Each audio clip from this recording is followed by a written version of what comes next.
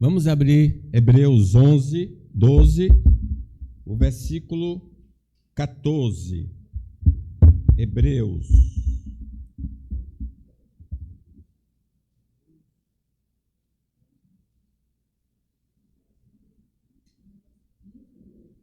Jolie.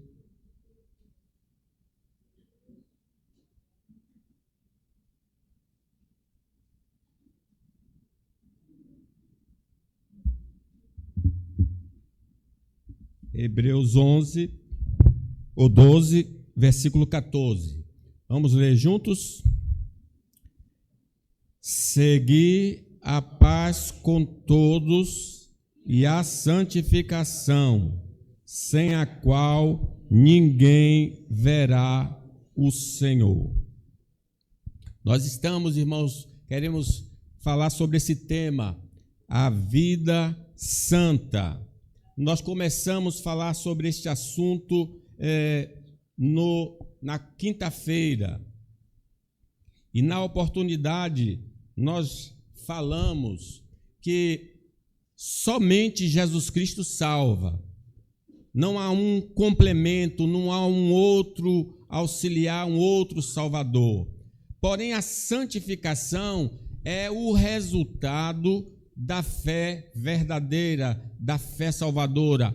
Quem possui a fé salvadora, com a ajuda do Espírito Santo, vai manifestar uma vida santa. Então, esse é o tema, uma vida santa. Aí falamos na oportunidade que a vida santa promove a paz nos relacionamentos. Quem foi alcançado pelo Evangelho, por obra do Espírito, será um pacificador. Não será um agente de confusão no ambiente que ele está. Ele é uma pessoa que procura reconciliar o homem com o homem e o homem com Deus. Na segunda oportunidade, nós falamos que a vida santa procura o bem-estar dos irmãos. Em outras palavras, nós promovemos a edificação dos nossos irmãos e não a destruição da fé deles. Nós agimos de uma maneira que contribui para que os nossos irmãos cresçam na graça e no conhecimento do Senhor Jesus.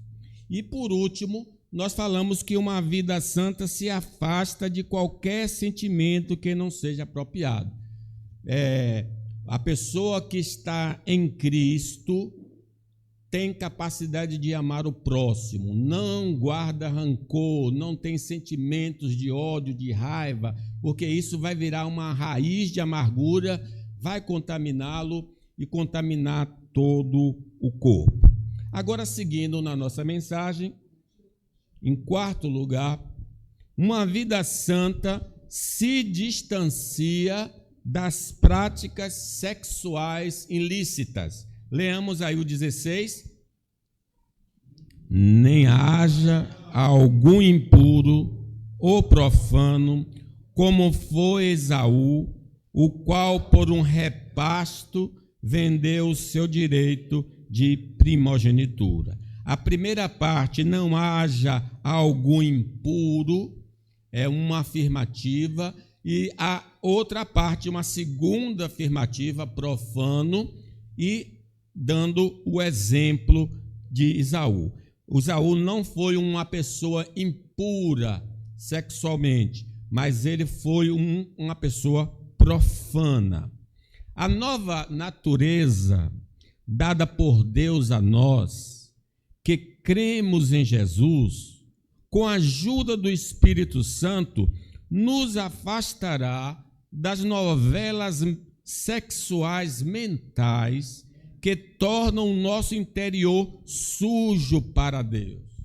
Bem-aventurado os limpos de coração, porque verão a Deus. Então, é o Espírito Santo atuando no nosso interior que refreia a nossa tendência para a impureza mental. A pureza de coração é tão importante quanto a pureza física. Um homem de coração impuro não pode se relacionar com o Senhor. Este povo honra-me com os lábios, mas o seu coração está longe de mim, inutilmente me adoram, ensinando preceitos que são doutrinas de homens. Para fortalecer essa realidade que a pureza sexual começa no interior, Jesus nos diz assim: vocês ouviram que foi dito, não cometa adultério, mas eu lhes digo, quem olhar para uma mulher e desejar possuí-la, já cometeu adultério no seu coração.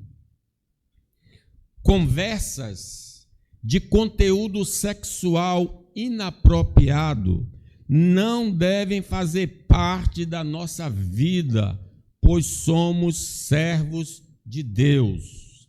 Devemos usar nossas palavras para compartilhar a mensagem que edificam e ajudam os outros a conhecer o Deus vivo e verdadeiro. Meus irmãos, precisamos tomar cuidado com essas piadas que se conta por aí, principalmente desse tipo de cunho, porque a palavra de Deus nos adverte: vocês fazem parte do povo de Deus. Portanto, qualquer tipo de imoralidade sexual, indecência ou cobiça não pode ser nem mesmo assunto de conversa entre vocês. Não usem palavras indecentes, nem digam coisas tolas ou sujas, pois isso não convém a vocês.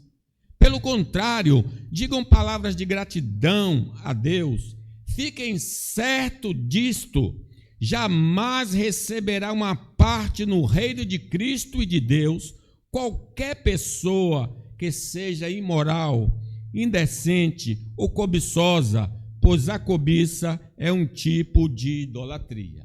Então, meus irmãos, o Espírito Santo está santificando o coração do crente, o Espírito Santo está santificando a boca do crente.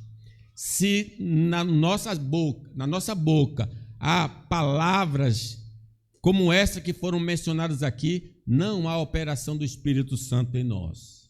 Nós que somos casados e conhecemos o Senhor, não devemos ter relacionamentos fora do casamento, pois isso não está de acordo com a nossa condição de filho de Deus. A fidelidade no casamento é uma característica importante de um verdadeiro cristão. O Espírito Santo não vai nos levar a pular a cerca, os casados. O Espírito Santo vai nos fazer ser fiéis ao nosso companheiro, a companheira em Cristo Jesus. Porque estáis inteirados de quantas instruções vos demos da parte do Senhor Jesus. Pois esta é a vontade de Deus, a vossa santificação, que vos abstenhais da prostituição, que cada um de vós saiba possuir o próprio corpo em santificação e honra, não com desejo de lascívia, com os gentios que não conhecem a Deus, e que nesta matéria ninguém ofenda nem defraude a seu irmão, porque o Senhor contra todas estas coisas, como antes vos avisamos e testificamos claramente, é vingador, porquanto Deus nos chamou para a pureza, porquanto Deus não nos chamou para a impureza, e sim para a santificação. Então, os casados que têm o Espírito Santo vão ter a marca da fidelidade conjugal. As pessoas solteiras que têm fé devem evitar ter relações sexuais fora do casamento e se distanciar de qualquer tipo de imoralidade sexual.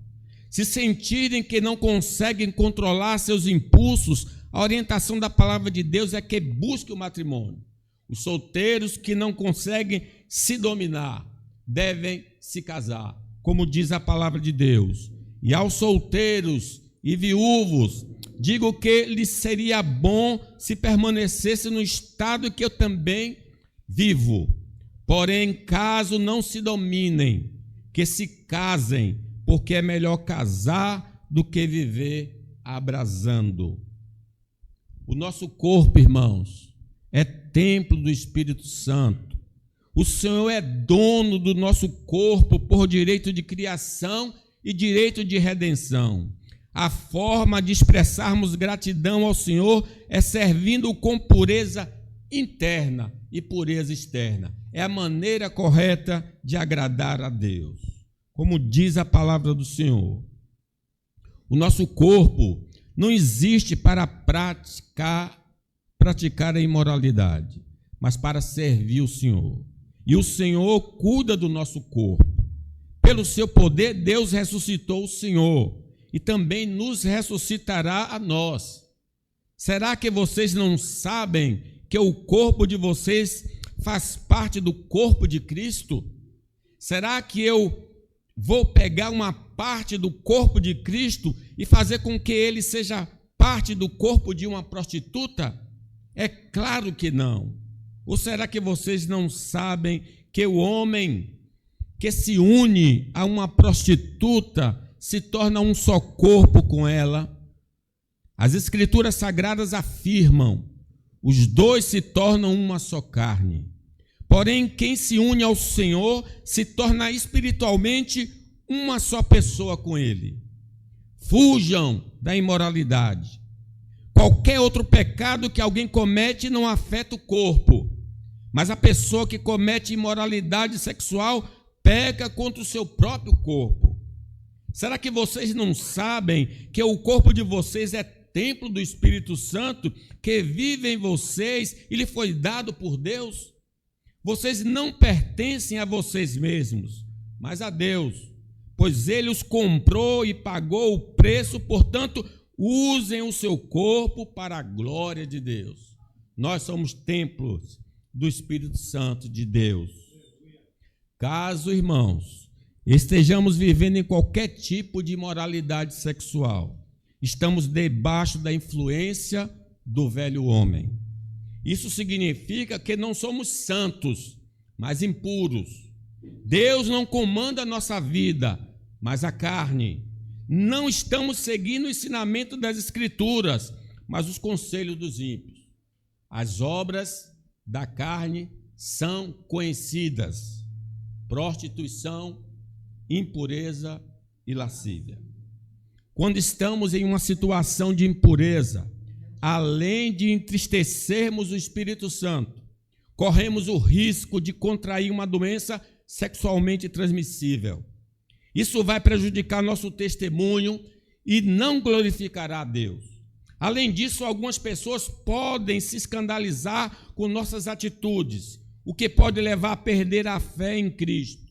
Outros, por sua vez, podem nunca se sentir à vontade para se aproximar do Senhor. Talvez por esse fraco testemunho, as pessoas não se chegam a Deus por nossa causa.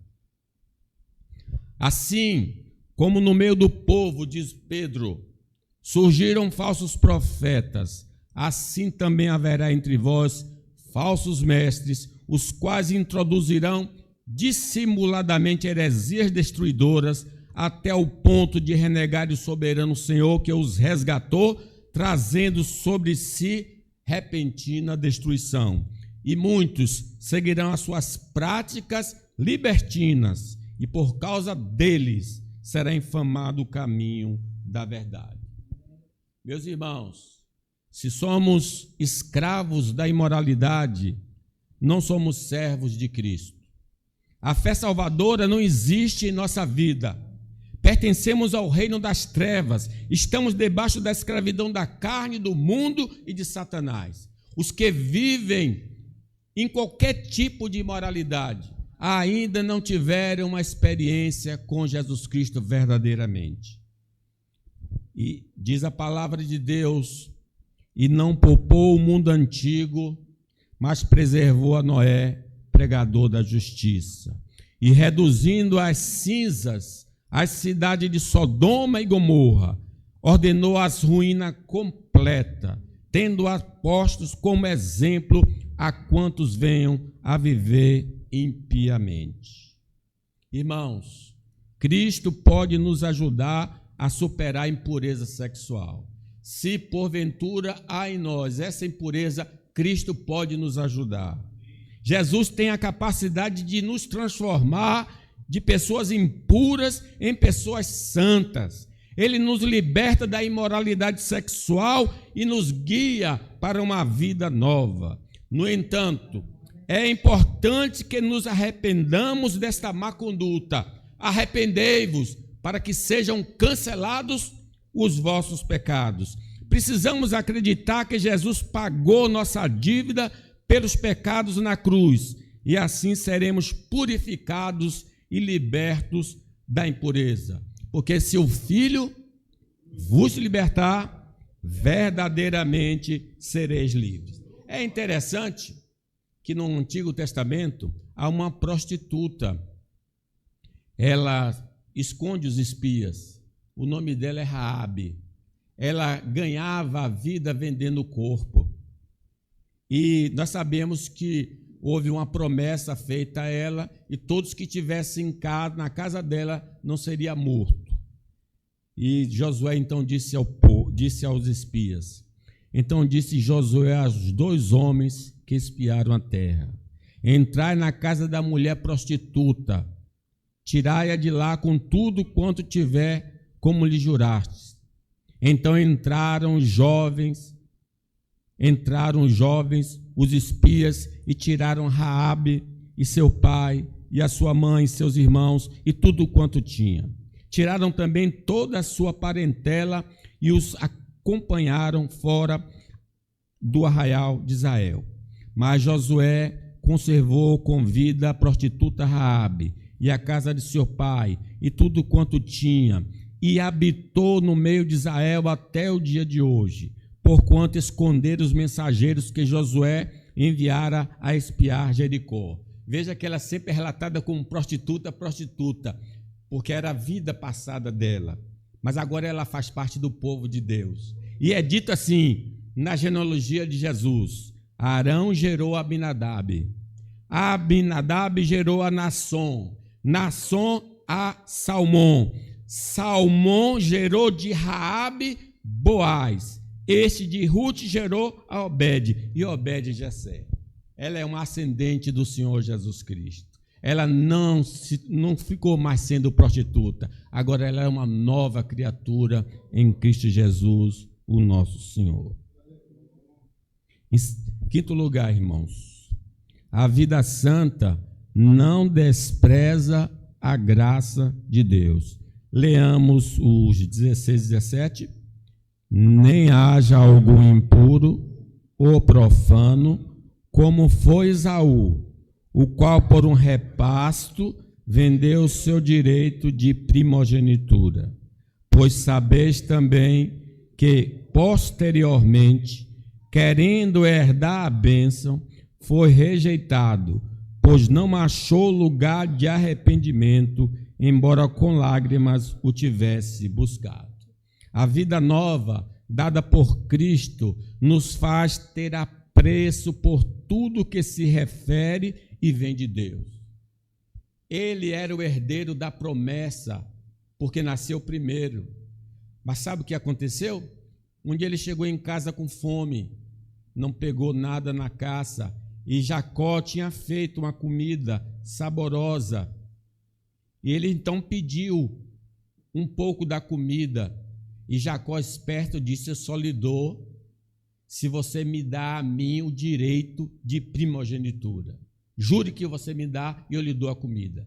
Aí ele disse: para que me serve ser o primogênito se eu estou morrendo de fome? E ele troca as bênçãos que seria dele eternamente e a sua descendência por um prato de comida. Nós precisamos observar que ele foi profano, ele desprezou aquilo que era precioso do Senhor. Mas os homens deste mundo desprezam a graça do Senhor pelo prazer transitório do pecado. Quantos estão assim desprezando a leitura, a palavra, a oração, o culto, para ir o quê? À praia, para ver televisão, para assistir um jogo? Ele disse: que me importa isso? Eu quero é me divertir. Cuidado, os que profanam vão perder a graça do Senhor.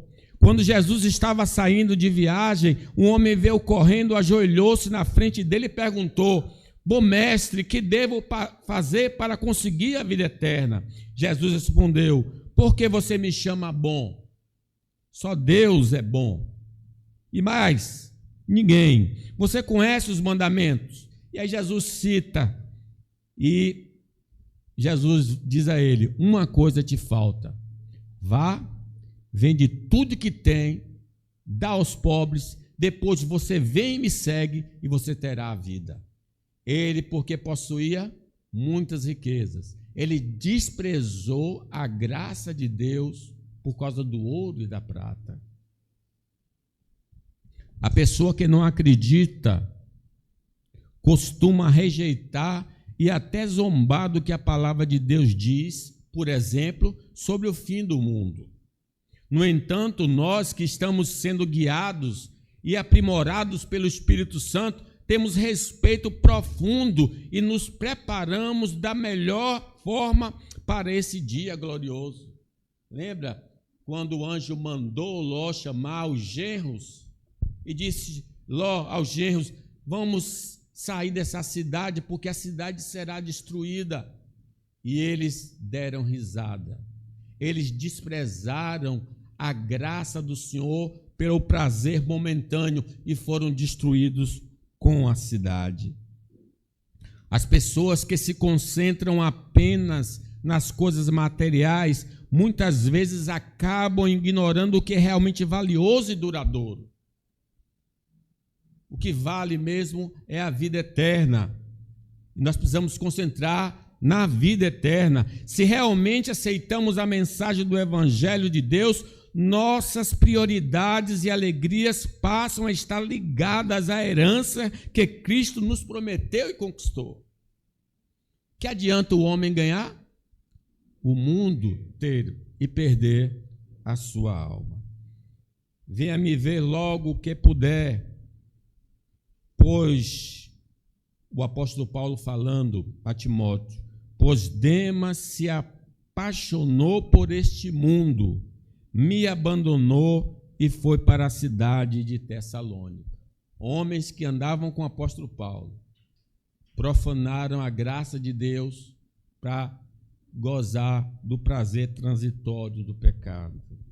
O abandono dos meios de crescimento na fé, a oração, a leitura da Bíblia, o culto público, a ceia, é indício de que estamos trocando a nutrição da vida cristã por coisas que não vão nos levar a lugar nenhum. Se nossa atitude não mudar, quando desejarmos a maturidade, será tarde demais, porque Deus vai enviar sobre a terra fome do pão espiritual. E quando esse pão for retirado, as pessoas não vão encontrar mais. Então, nós precisamos fazer esse paralelo na nossa vida. O que é coisa valorosa para nós? Buscai ao Senhor enquanto se pode achar. Invocai-o enquanto ele está perto. Deixe o ímpio o seu caminho e o homem maligno os seus pensamentos e se converta ao Senhor, que se compadecerá dele. Torne para o nosso Deus, porque grandioso é em perdoar. Se meu povo que se chama pelo meu nome se humilhar e orar e buscar a minha face e se converter dos seus maus caminhos, eu ouvirei, perdoarei e sararei a sua terra. Piadas com o nome e o culto ao Senhor, de respeito às obras da criação e da salvação em Cristo Jesus, são maneiras de nós profanarmos as coisas santas. Nossa relação com Deus está comprometida. A falta de respeito que demonstramos no culto público para com Deus, nós não a fazemos perante homens, nem mesmo assistindo a um filme de nosso interesse. Ninguém falta o trabalho na segunda-feira, pode chover canivete, está todo mundo lá no horário, em respeito ao patrão e para ganhar o dinheiro. Mas quando é para Deus, Ah, o sol está muito forte. Ah, está muito frio. Ah, um leão na rua vai me pegar. Meus irmãos, nosso Deus observa isso, que nós valorizamos mais as coisas da terra do que das que pertencem a Ele. Cuidado, isso é profanar o Senhor. Quando trazes animal cego para o sacrificar, não é isso mal? Falando para o profeta Malaquias. E quando trazes o coxo ou enfermo, não é isso mal? Ora, apresentam ao teu governador, acaso terá ele agrado em ti, de te será favorável? Às vezes, para ofertar ao Senhor, a gente qualquer coisa, procura até a última moeda e dá. Mas quando o visitante chega na nossa casa, manda comprar uma galinha boa, bota o que cobre a mesa, uma toalha linda, arruma toda a casa só para receber uma pessoa, e deve ser assim mesmo. Mas quando é para Deus, tudo é vergonhoso. Meu Deus, diz o Senhor dos Exércitos: agora, pois, suplicai o favor de Deus, que nos conceda a sua graça, mas com tais ofertas nas vossas mãos, aceitará ele a vossa pessoa, diz o Senhor dos Exércitos. Quais são as consequências dessa profanação ao nome de Deus, às coisas de Deus? A falta de reverência cria uma barreira entre nós e Deus, dificultando a comunhão e a experiência da sua presença. Ele não está presente num lugar onde se profana o seu nome. O coração endurecido, a repetição de atos de respeito pode levar ao endurecimento de coração. A pessoa fica tão engessada que não se importa mais. Já faz as coisas de maneira avulsa. Perda das bênçãos de Deus. Deus se agrada daqueles que o honram e o reverenciam. A falta de respeito pode nos afastar das suas bênçãos e do seu favor. É por isso que muitos não são abençoados, porque não têm respeito pelo Senhor. E o Senhor também não abre a janela dos céus e derrama bênçãos sem medida. Em sexto lugar, irmãos, a vida santa está ligada ao conhecimento superior da graça, do pacto da graça. Leamos aí os versículos 18 a 21. Ora, não tendes chegado ao fogo palpável e ardente, à escuridão e às trevas e à tempestade, e ao clamor da trombeta e ao som de palavras tais que quantos o ouviram suplicavam que não se lhes falasse mais. Mas, pois já não suportavam o que lhes era ordenado, até um animal se tocar o monte será apedrejado. Na verdade, de tal modo era horrível o espetáculo que Moisés disse: sinto-me aterrado e trêmulo. Aqui ele está falando da entrega da lei. E como Deus, ao entregar a lei, houve várias manifestações assombrosas, nuvem escura, relâmpagos, trovões, houve um terremoto, e Deus, inclusive, demarcou um lugar que ninguém poderia ultrapassar, porque poderia morrer. Então, foi a entrega da lei. Mas nós não estamos mais debaixo da lei. Nós estamos debaixo da graça. E veja como a graça é diferente aí no 22, 24. Leamos. Mas tendes chegado ao monte Sião, e à cidade do Deus vivo, a Jerusalém celestial, e a incontáveis hortes de anjos, e a universal assembleia, a igreja dos primogênitos arrolados nos céus, a Deus, o juiz de todos, e ao Espírito dos justos aperfeiçoados, e a Jesus, o mediador da nova aliança, e ao sangue da aspersão, que fala coisas superiores ao que fala o próprio Abel. A entrega da lei, irmãos, foi marcada pelo espetáculo e pelo assombro. A ameaça da lei era nítida em seu conteúdo, no que ela diz, e no mandamento de não ultrapassar o lugar determinado pelo Senhor. A lei mostrava o caminho de santidade, mas não dava poder para executar. A lei condena o infrator, mas não pode salvar. Importante que a gente compreenda o papel da lei, sabendo que o homem não é justificado pelas obras da lei, mas pela fé em Jesus Cristo. Temos também crido em Cristo Jesus para sermos justificados pela fé em Cristo e não pelas obras da lei, porquanto pelas obras da lei nenhuma carne será salva. A compreensão, então, que o Espírito Santo nos traz sobre nossa dificuldade de seguir a lei de Deus, por sermos pecadores, e o que nos aproxima de Cristo, porque a lei serviu de aio, de professor, ela mostra o nosso pecado e a gente pergunta qual é o caminho, ela nos aponta para o Senhor Jesus.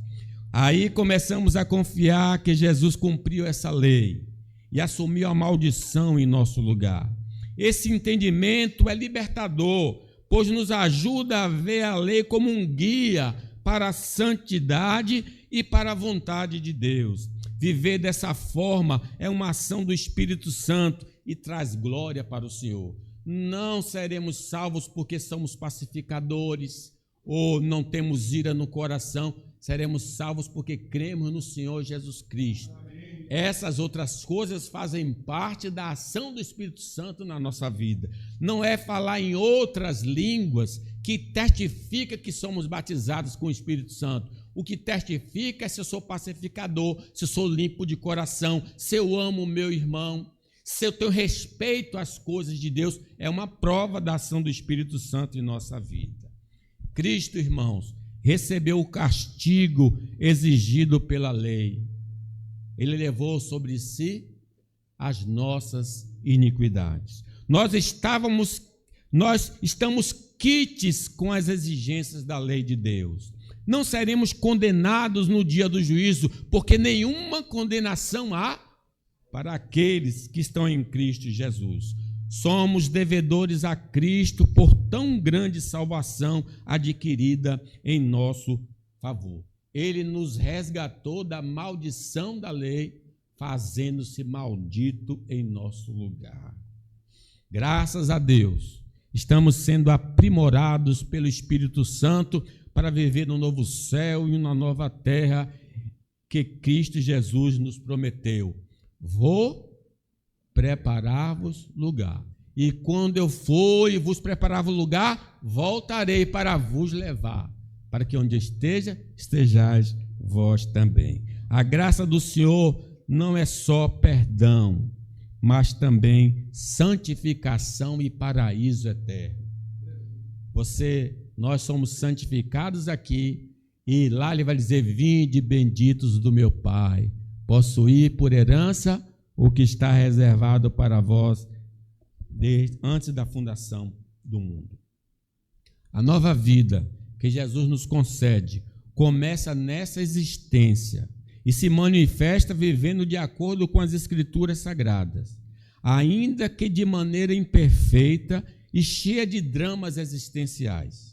Mas quando o nosso Senhor se manifestar uma segunda vez, seremos perfeitos e teremos uma vida de pura felicidade. Isso nos move a viver uma vida que agrade ao Senhor.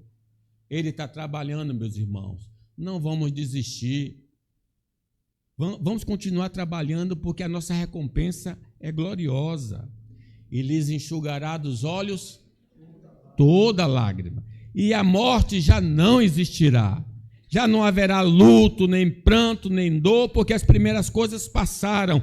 E aquele que está sentado no trono disse: eis que faço nova todas as coisas. E acrescentou: escreve, porque essas palavras são fiéis e verdadeiras. A graça de Deus em Cristo inclui vermos ao Senhor.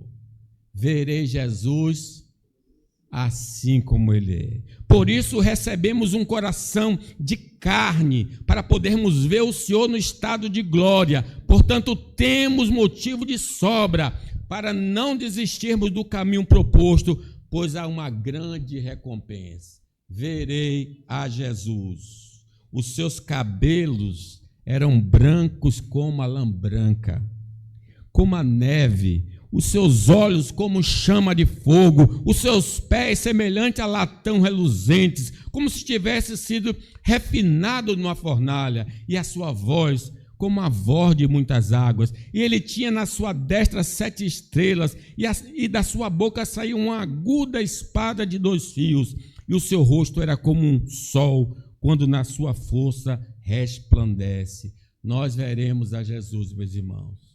Nós veremos o Jesus glorificado.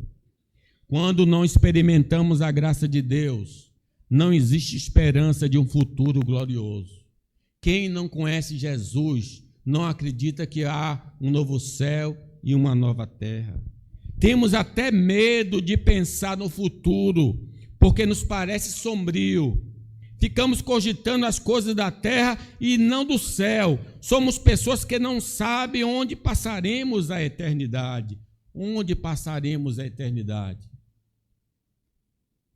Precisamos refletir isso. Quando nos falta essa certeza do paraíso, pode significar que não conhecemos a Jesus. A nossa maior necessidade é conhecer o Evangelho de Deus. Focar apenas em sinais extraordinários não nos levará ao reino de Deus. O que realmente traz significado à nossa vida é nos dar esperança em um futuro glorioso, é conhecer a Cristo. Cristo crucificado, ressuscitado, exaltado e que voltará com poder e grande glória. Igreja, diz o versículo da nossa meditação: segui a paz com todos e a santificação, sem a qual ninguém verá o Senhor. Que Deus nos abençoe. Fiquemos